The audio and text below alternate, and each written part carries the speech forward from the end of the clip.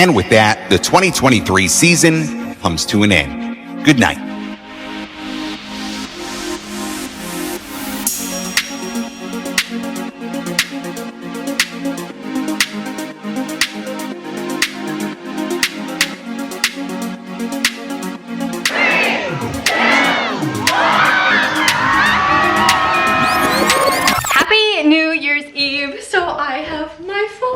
Ready to go. So this was the sparkle dress that I got when we were Christmas shopping that I was debating using, so I think it worked out well. Got a pretty silver eye. We think that, well, my brother backed out on us. He's not coming with us anymore, but our friend from LA, Lucas, is coming with us, and we're going to go to a couple bars that we normally don't go to. Tonight there's like a disco themed couple parties that we're going to. One is just a disco theme itself, and then another one is like a disco bar that they always play disco music, and we really like to go to it. So we're hoping to go to an area that's a little less busy than normal, but still have a fun New Year's Eve, celebrate the coming of a new year. So I've just got my tights, little black boots, this black choker, so very similar vibe to the picture that I showed a couple of vlogs ago. And then I swear I only wear this jacket on New Year's. I used it last year for New Year's, using it again this year for New Year's, but it gives the like fuzzy coat look, I feel like, that is very trendy right now. It's like 30 degrees outside, so not very warm to be bopping around, but Kevin said that he would hold my coat for me, so we're gonna take some pictures and then we'll be ready to go.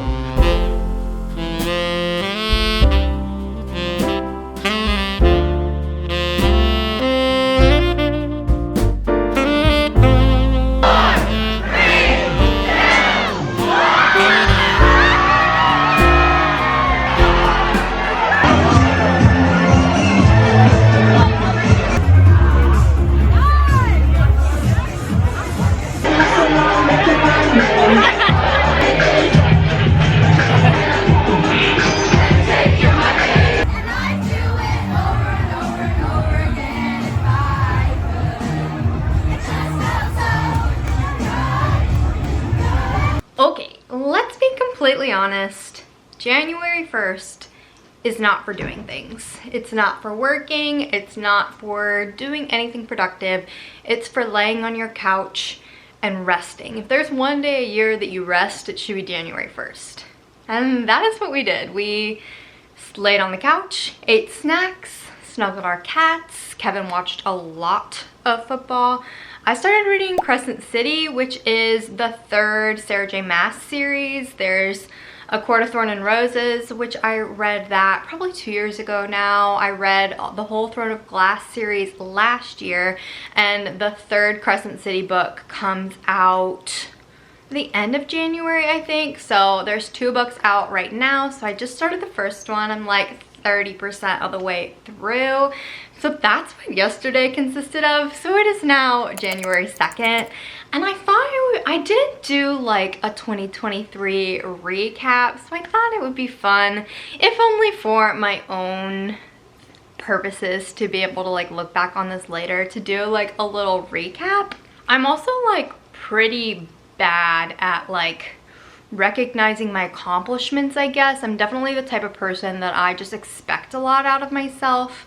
And so I kind of gloss over the good things that I do and focus on the bad things. And that is just not helpful for feeling good about yourself. So I wanted to take a little minute to just kind of recognize all that I accomplished in 2023, reflect on it, see the ways that I've grown. 2023 was like a really, really good year on paper. We traveled a lot of new places. I started a new career.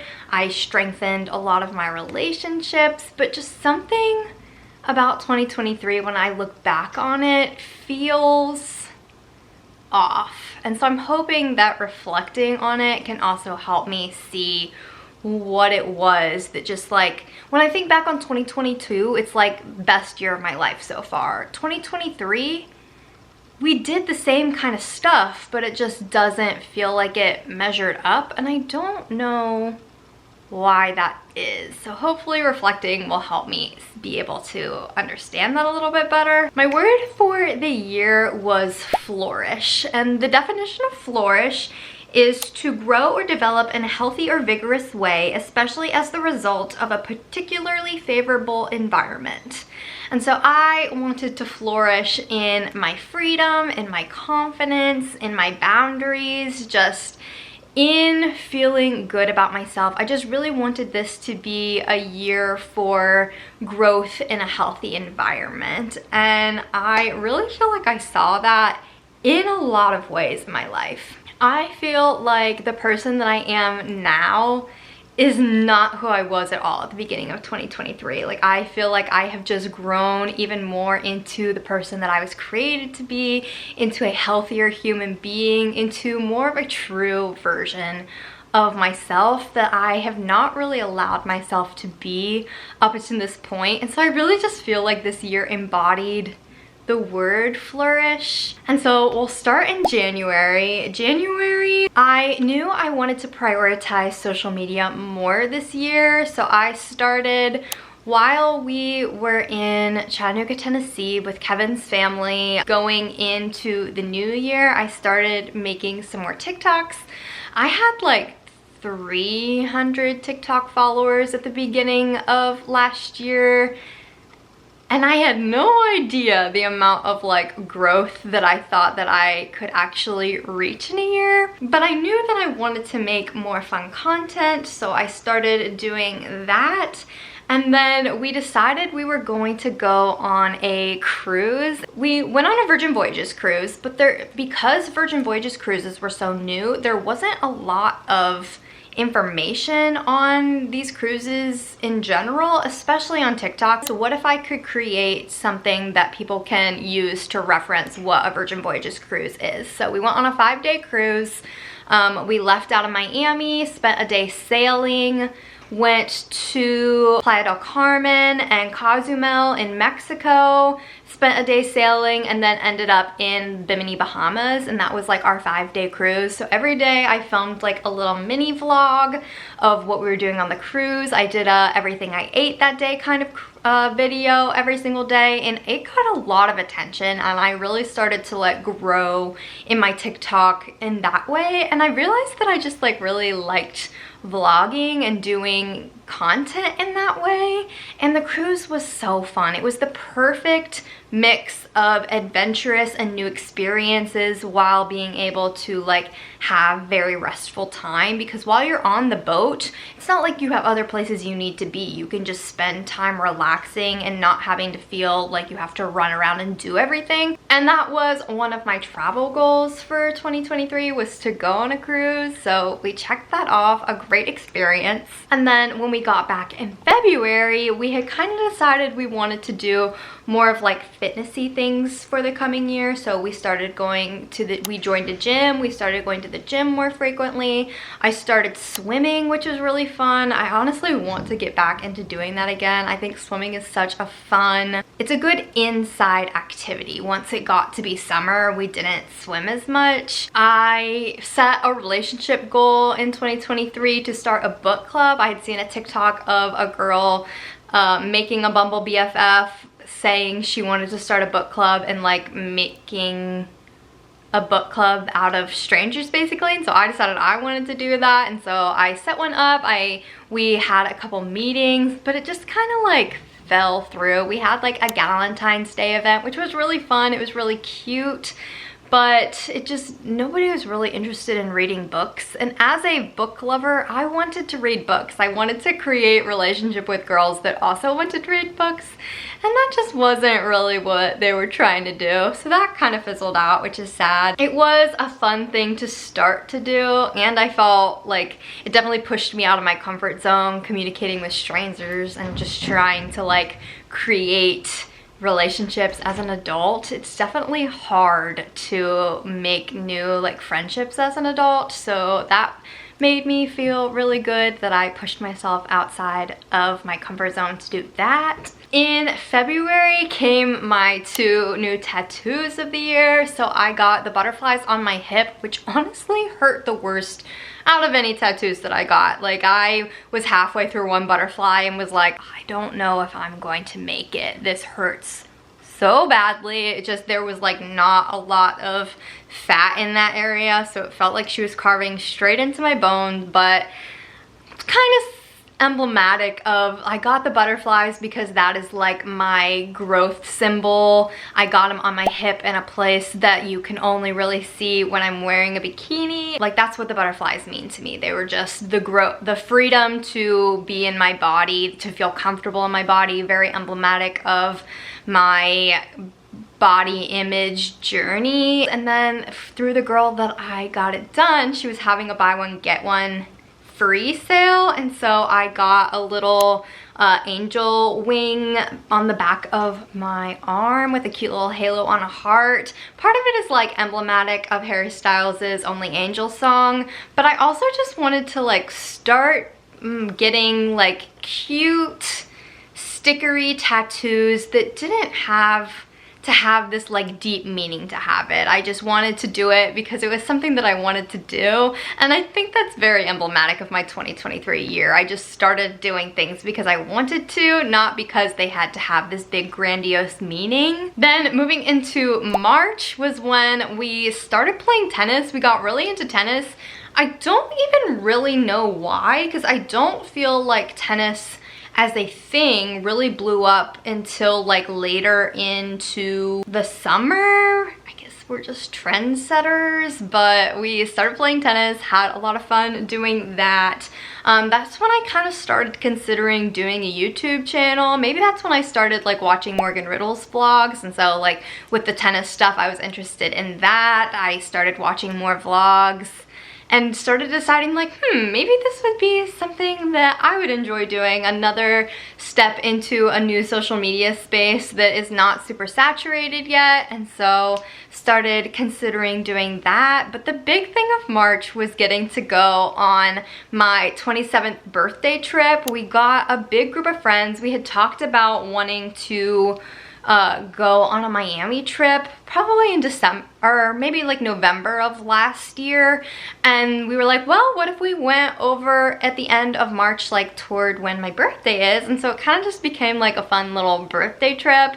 Some of our very best friends came with us. We got to spend like 4-ish days in Miami doing lots of fun things, going to a lot of new places. Kevin and I had gone to Miami on our like mini moon. We got married in the middle of COVID, and so we went to Miami for like a week during that time, but a lot of things were closed. It just wasn't the same because it was COVID. So it was really fun to go to Miami and get to just like experience it. It was one of the first trips that I've ever done like with a big group of friends. I feel like our relationships grew a lot. It was just like the best experience. I love doing big things for my birthday, so that was just like the peak experience for me. April, I don't feel like we did a ton. It was definitely like recoup from the Miami trip, spend time experiencing Ohio spring and just enjoying that. I did get one of my first campaigns in April. I did a little like tennis themed photo shoot with Après Beauty. Sent that over to them, so that was exciting in just this like influencer social media space that I was stepping into. We went to our first concert of the year in April. We went to see Lizzie McAlpine up in Detroit. That was super fun. Not Detroit. We did not really like Detroit, but Lizzie McAlpine, seeing her live, she's just so good. And that was when I first started recording my first weekly vlog, was after we saw that concert. And so moving into the first week of May, I think on May 1st was when I actually like posted my first weekly vlog. And I just didn't really know what to expect from it. I mean, I'm definitely a hardworking, determined person, and so I wouldn't have done something if I didn't think that I could succeed at it. But I didn't expect for the growth of everything to go as quickly as it did, but simultaneously had hoped for like overnight 100,000 followers kind of thing. It was not that, but we did start the first step of filming a first weekly vlog. We went to the Blink-182 concert, which is Kevin's favorite band, and that was really fun up in Cleveland. And then I got a campaign with Armani Beauty, and that was like the first, like, this is a big brand, a big, like, notable brand, not just like a small brand trying to get free exposure, that like asked me to do a campaign with them. And so I did a TikTok campaign where they sent me these blushes and I made content for them, and that was like a very big moment in like influencing career for me, so that was really exciting. June started out with us going to the Louis Tomlinson concert. I am a big Directioner. I love them all, and we had seen Louis one other time when we lived in Atlanta, but this was our first like outdoor concert, second concert of the year. Super fun to go and see him. And then like a couple weeks later, maybe not even a week later, we went to Bonnaroo for the first time. So last year we went to Coachella and Lollapalooza, but this was the first year that we had ever gone to Bonnaroo, and it honestly was like a 50-50 experience for me. The actual festival itself was cool. I loved a lot of the sets that we got to see. We were like a couple rows back for Paramore. We were in the second row for Lil Nas, and he was like right in front of our face. I got to see Fleet Foxes. I got to see Muna, just some people that I really like. It was cool to see them, and we love live music. We love going to concerts, so that was fun. Bonnaroo is a very different festival from Lollapalooza and Coachella. It's not really focused on the fashion, which I definitely wanted it to be more like that. And it was the first festival that we had gone to where we camped and not like stayed in a hotel Airbnb kind of situation. And let me tell you, that was rough. So we stayed in one of their like glamping things because I wasn't ready to like just jump in and stay in a tent. And so the tent that we had gotten, they had set up for us. It had air conditioning, it had power. Like I was able to still like do my normal stuff for the most part. But let me tell you, the last night we were there, the tent, it rained super bad, and the tent just like imploded. It started like flooding. Kevin's laptop got destroyed. It just was like a whole ordeal. We ended up like packing our stuff up at like 2 in the morning and driving half the way home, stopping on the side of the road to sleep, and then driving the rest of the way home. It just was like not a good experience. Interacting with Bonnaroo after that, it took us like months to get in contact with them to be like, hey, this is not okay, fix it. And they ended up refunding us our money, which was really nice, but I don't know if I want to be going back to Bonnaroo. The lineup would have to be like really good, and I would probably want to like get a camper van or an RV or something to be able to do it. I just don't, I'm not a camper girl, and it just wasn't the vibe that I loved. Coachella and Lollapalooza are very different festivals in themselves, but they're more my vibe than Bonnaroo was. So don't know if I'll be going back to Bonnaroo. And then like a week later, we ended up going to St. Pete Beach for our anniversary, and this was prime. I loved St. Pete Beach. It was like the perfect mix. It's like 20 minutes outside of St. Petersburg, Florida, which is right across the bay from Tampa Bay. And so like it was the perfect mix of, we could do things at the beach, we could drive across and go into the city. We got to do a lot of different things. It was like, it's on the Gulf side of Florida, and so we love the Gulf of Florida, and so just all in all, it's a new favorite Florida beach for sure. We'll definitely be going back sometime in the future. And then we swiftly came back to go to the Taylor Swift concert, which was insane. The Eras Tour was simply iconic. I had never been to a Taylor Swift concert before, and I have been listening to Taylor Swift since it was her debut album came out. I had the debut album on CD. I have been a Taylor Swift fan the whole way through, and so like not only was that like very iconic for me at 27, but like I feel like as we were going through all the eras, I was like remembering the different parts of my life, all the way from being married to jumping on the trampoline to Fearless, like just a very cool full circle moment. So definitely a highlight of the year. July started off with a very fun little 4th of July at home with my parents, and around this time I had grown to like 300 subscribers on YouTube, which felt like a lot for 2 months of being on YouTube, so that was cool. We then went to Canada with Kevin's dad. This was supposed to be like a whole big family trip, and then everyone else backed out except for us. So we went, and his dad paid for everything. We got to explore Canada, and got to see where his dad grew up, got to see some of his family, got to see the church that his great-great-grandfather built. Like, it was a cool experience, but it wasn't the family trip we had anticipated it being. I'm not really like a summer mountain girly, so that was kind of hard in itself. We didn't do a ton of like hiking or outdoorsy things. Like, a lot of it was spent driving through the mountains so that we could help Kevin's dad run some errands that he needed to do. But going on that trip was a travel goal for our year, so we got to check that off.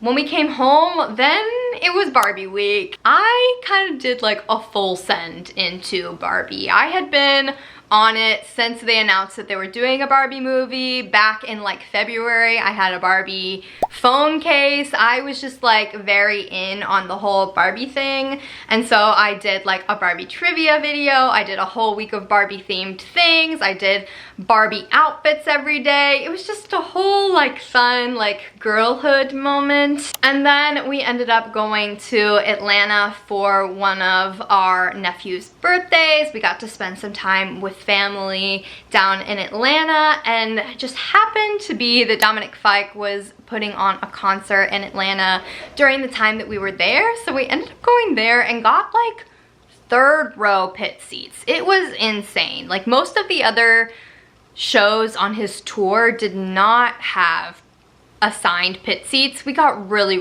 lucky deciding to buy them last minute and go and sit that close. Like, he literally could have spit on us. It was insane. And then later we found out that that concert was being recorded to be put on Apple Music, so we got to watch that later and like see ourselves in Dominic Fike's concert video. So like, that was really fun.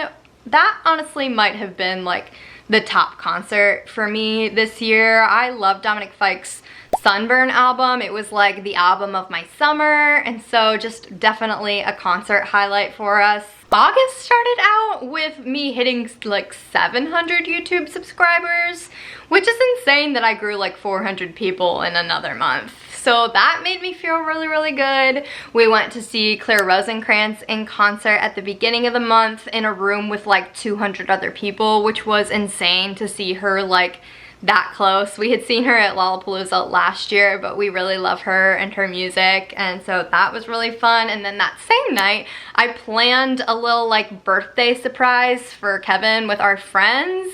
When we were in Canada, it was Kevin's birthday, and we ran into travel issues with United, Don't Fly United, and so we didn't really get to celebrate his birthday, and I felt really bad about it. And so I planned this surprise party where after the concert we met up with a bunch of our friends, got to just kind of go bar hopping and hang out with them, and it was a really fun night, getting just to dance and to celebrate him, and I think he was surprised, so that was fun. A couple days later, we went up to Cleveland with my parents and went to see the Beach Boys, which really was so insane, just to get to see a couple of the original members of the Beach Boys. Like, the Beach Boys are the epitome of summertime magic. Like, it just felt so good. It was so fun to go and just dance and spend time with my mom and just listen to that music. And it was right on the lake in Cleveland, so that was really cool. A good summertime concert to do. And shortly after that, we were invited to go to Cincinnati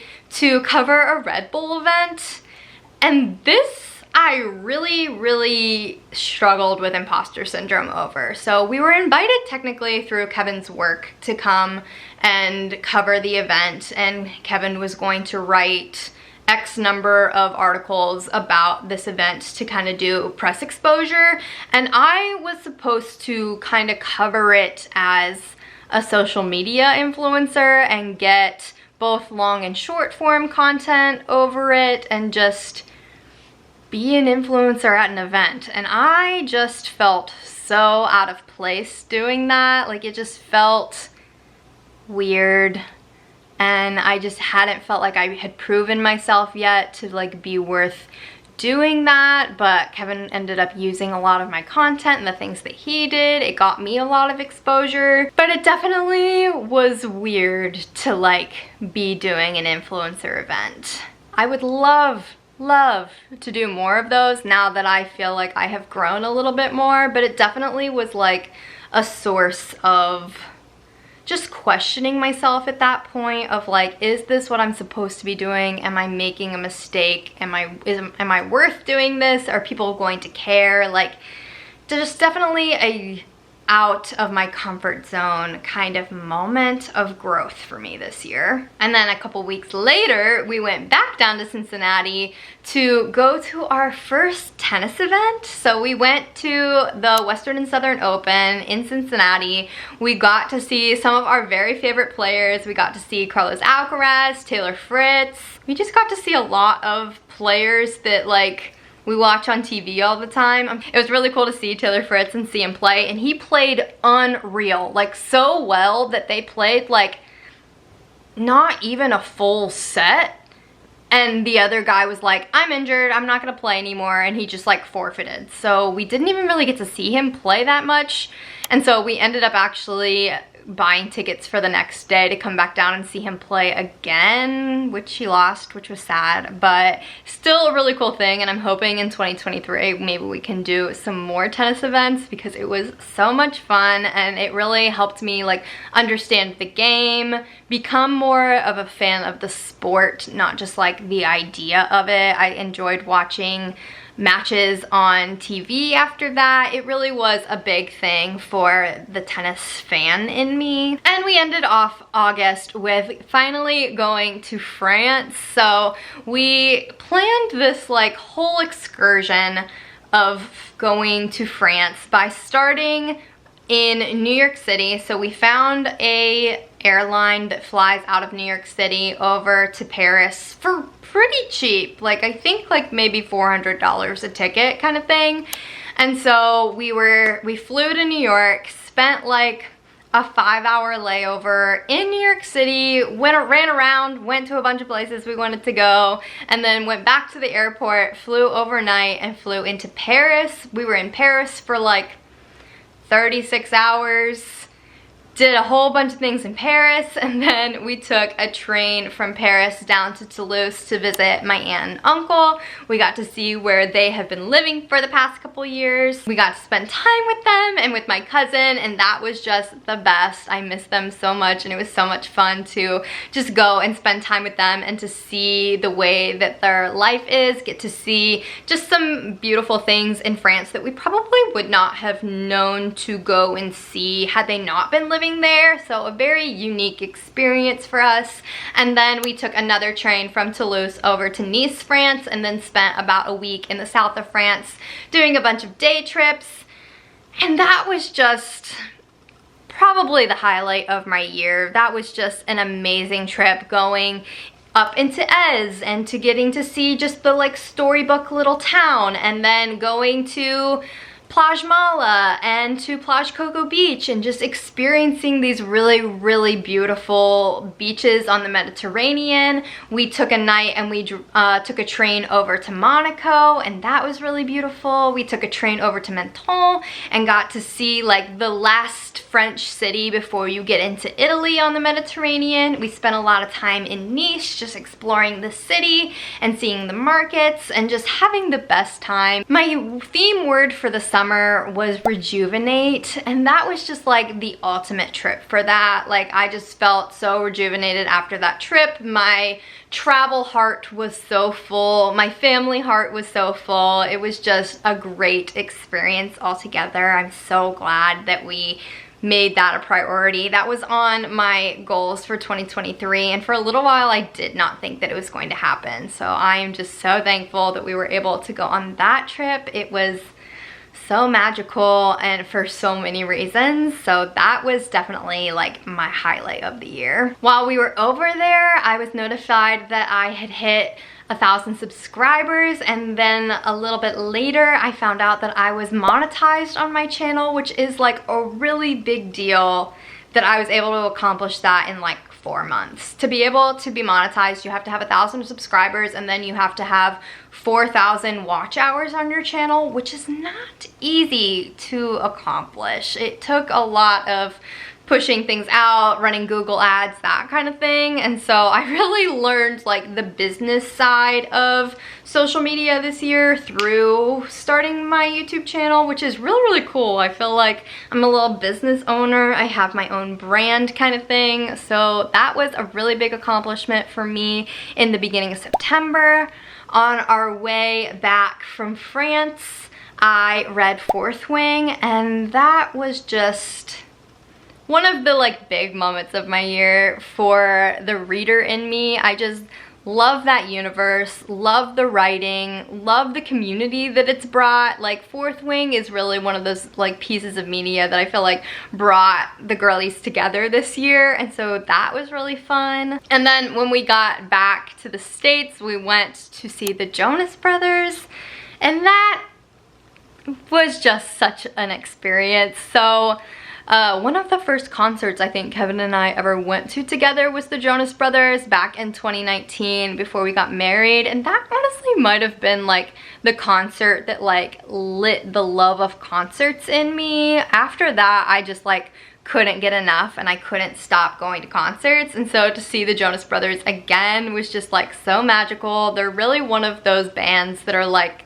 so nostalgic for me. I remember having the Jonas Brothers CD on every time I was like on the bus with my little like Walkman CD player. So throwback to that. So that was a really cool moment for little Taylor. October started off with going to Gatlinburg with Kevin's family. So that was not a planned trip at the beginning of the year. We went and stayed in a cabin with everyone, which was semi-chaotic but also very, very fun. We got to ride mountain coasters and eat lots of fun snacks and go up on the big sky bridge and just go zip lining, and it was just so much fun to get to spend quality time like that with Kevin's family, get to spend time with all of the kids.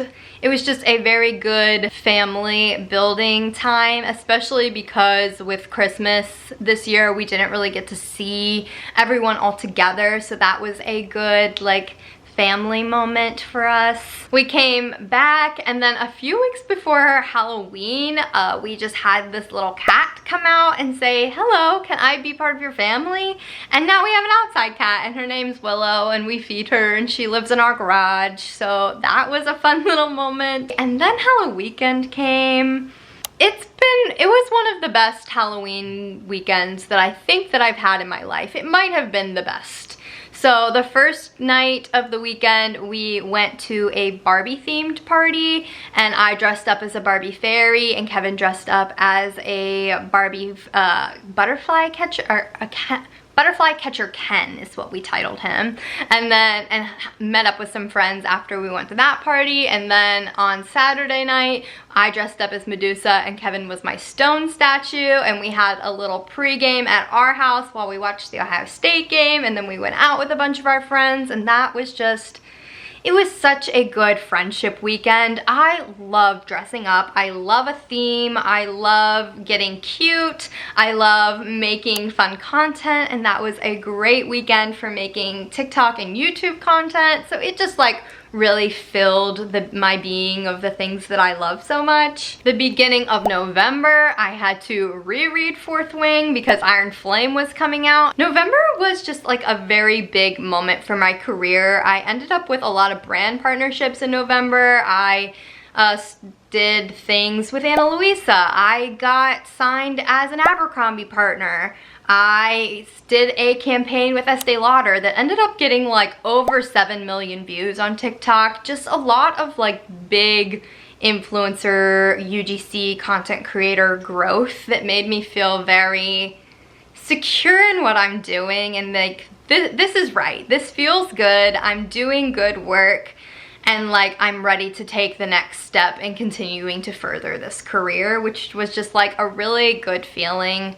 I felt like I spent a lot of this year questioning, like, is this what I should be doing? Should I be doing something else? Should I be doing what I went to school for? Am I making a mistake? Just different things like that. And November was really one of those months that it was just like, no, you're on the right track. You're doing what you're supposed to be doing. Keep going, keep pushing, because this is not easy. Not anybody can do this, and you're succeeding, so like, keep going. And with that, in December, I decided I was going to do 12 days of Vlogmas, and that might have been the hardest thing that I did this year. It was just a lot to make 12 videos over 24 days, like doing a video every other day when you're used to doing 1 video a week, 4 videos a month. Doing 12 videos in 3 weeks was like a lot. It took a lot out of me. I did not rest a lot. I didn't do a lot of things that like fueled my being. My mental health was really bad. All in all, I don't think that I will be doing that again unless I can like grow a lot in my time management skills. I now know that a lot of people doing Vlogmas pre-record a lot of stuff, and I did not do that. I was doing it in the moment, editing the next day, getting it up the day after that. Like, it was a lot. But last year we had my stepsister's wedding during the Christmas time, and we didn't get to do a lot of like the Christmassy things that we really wanted to do because of her wedding. And so this year we were like, we're doing it. It is Christmas time. We're doing everything that we possibly can. And Vlogmas did allow us to really like jam pack it in there because I had to get stuff to make videos out of. So that was a benefit to that, but it was definitely overwhelming. However, my favorite vlog that we did for all of Vlogmas was our Christmas cocktail competition. I got this idea from another creator on YouTube. I made invitations, set parameters, came up with rules, made a scoring sheet, and had like 12 of our friends come over to our house. We did the whole cocktail competition. It was so much fun. People were so creative. The drinks were all really good. And I did win, and that might have helped me feel extra good about the night. But altogether, it just like fueled that relational part of me. It was so much fun to be able to be creative, to get to host people, which I love, and to spend a lot of time with the people that I love so much. So I just loved that. That was so much fun. And then at the end of December, I was accepted as a brand partner with one of my favorite swimwear brands. And so I'll be doing some more content with them in 2024, which is very exciting. So overall, a lot of really good things in 2023, but at the same time, a lot of growth happened in 2023 as well.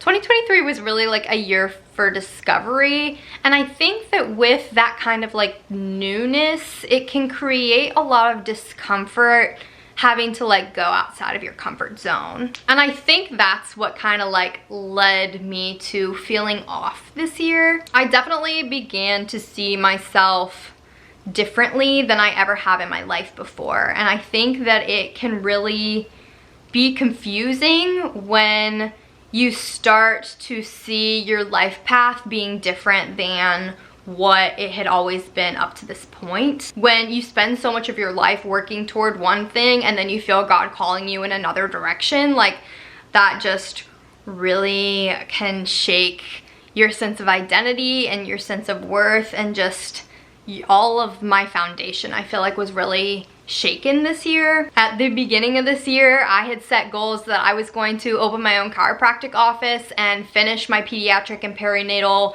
chiropractic certificate, and neither of those things came to fruition this year. I just really started to feel anxious when I thought about actually taking the action steps to do it. And usually when I have those anxiety feelings, they are not wrong. If I had not listened to those anxiety feelings in the past, my life would not be what it is now, and it would not be as good as it is now. And so I think it says a lot to be able to like really hear those things in yourself, feel that intuition and actually be able to follow it. This year I actually started seeing the angel number 111 a lot, like a lot. I see it almost every single day, and 111 is an angel number indicating that you should just kind of meaning intuition, listen to your intuition, follow your gut kind of thing. And I think that that is not a coincidence. I think it is really emblematic of my year. I needed to be reminded that, like, you're doing this for a reason. You have really good intuition. You have a really good relationship with God, and He is guiding you through all of this. And so I had to just like continue to remind myself of that as I was working towards something that is not what I had built most of my foundation through most of my life on.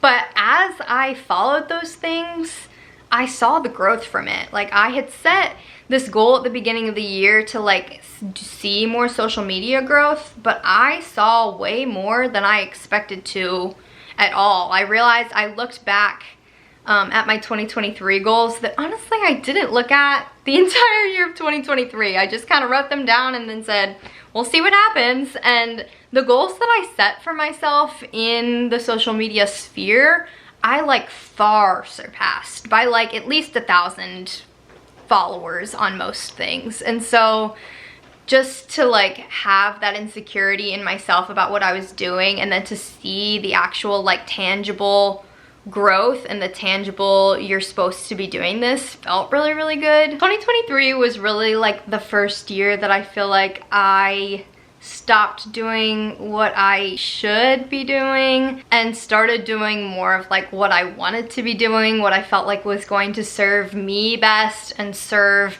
my life path best and my purpose best. For so much of my life, I feel like I have been focused on kind of dulling myself down to make the people around me more comfortable. And this was the first year where I like stopped doing that so much. In the past, when I wouldn't dull myself down, it was threatening to people, I feel like, and I was either met with rejection or being told that I was wrong and I needed to change my actions. And for a lot of my life, because I was so afraid of that rejection, I listened to that and like toned myself back down so that I wouldn't be offensive or threatening to people. And this is the first year where I just like didn't really care about that so much, and it really strengthened my relationships with a lot of people. I feel like the people who are really supposed to be in my life, they were not threatened by me and were even more drawn to me because I was living as the full version of myself and more in the person that I feel like I was created to be. And then in some ways it cut away some of what I don't think is serving me and I don't think is supposed to be in my life anymore. And so I stopped caring as much about possible rejection and possible quote unquote offense to other people and just started focusing on what I felt was going to be best for me. But I think in that you can see that like growth is hard, and growth can be really hard because as you're growing, you may be outgrowing people, locations, situations, expectations, and sometimes you have to leave those things behind if they're not going to be serving you.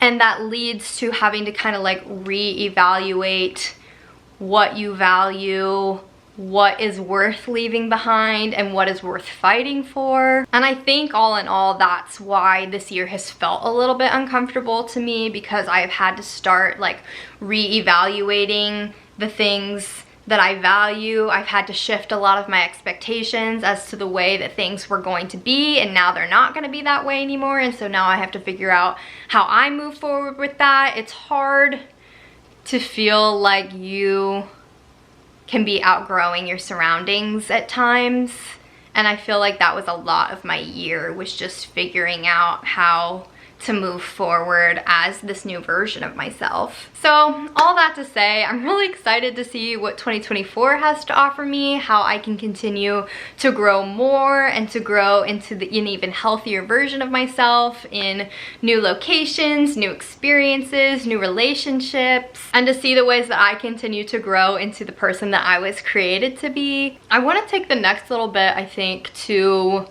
kind of formulate my 2024 goals, come up with a word to focus on for 2024, kind of come up with a mood board.